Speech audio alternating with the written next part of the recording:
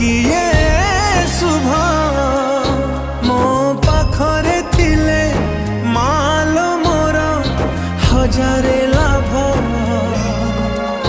तो पड़ते अच्छी